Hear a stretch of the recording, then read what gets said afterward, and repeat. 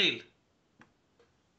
לכל באי עולם יש אף, והאף נוצר לא בלבד כדי לגרפו או כדי לקבל נזלת, אלא גם כדי לשמור על החשבון המדויק של ההיסטוריה העתיקה.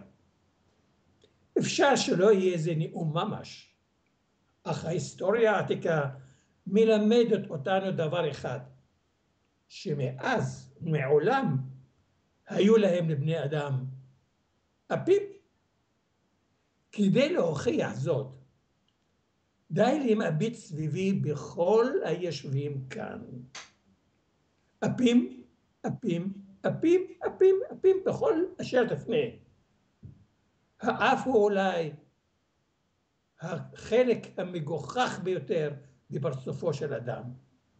ומאז ומעולם היה גורם מבוכה לגזע האנושי. החיטים, למשל, היו מפילים את חיטיתם על הכל, ודאי, מפני שאפיהם היו כה ארוכים וכה עקומים. אין זה חשוב מי המציא את שעון השמש, משום שבין כך וכך נמצא אחר כך מישהו שהמציא את השעון. מה שחשוב מכל הוא מי ומי נתברך באף כהלכה. יש אנשים המדברים דרך האף, ויש רבים הנוחרים באף, ויש קומץ אנשים היודע גם לשרוק וגם לשיר באף.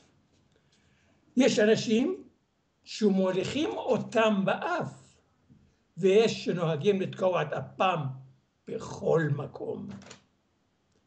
כלבים שוטים כבר נשכו באפם לא אף אחד, ושחקני קולנוע נשכו מנה אחת אפיים בעלילות אהבה סוערות.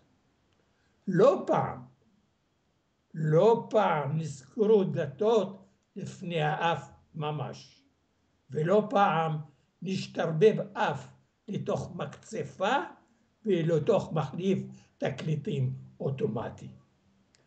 האף הוא דומם כעץ הצומח, אך כיוון שהוא תקוע באמצעו של עצם נע הראש, הרי הוא נחבל לא פעם קשה, משום שהוא נתקע במקומות שבהם אינו אלא מפריע. מטרתו השימושית של האף הוא להריח את הבאות, ואולם יש אנשים תוקעים את האף שלהם לרעיונותיו של הסולד, לנימוסיו או להופעתו החיצונית.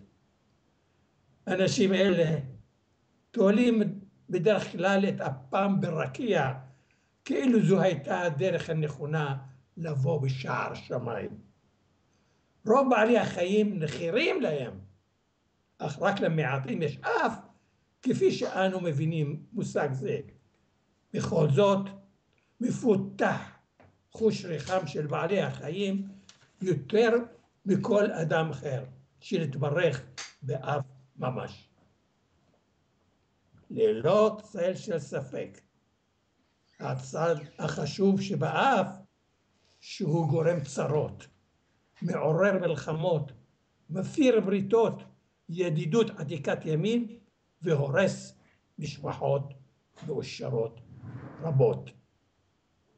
האף האנושי.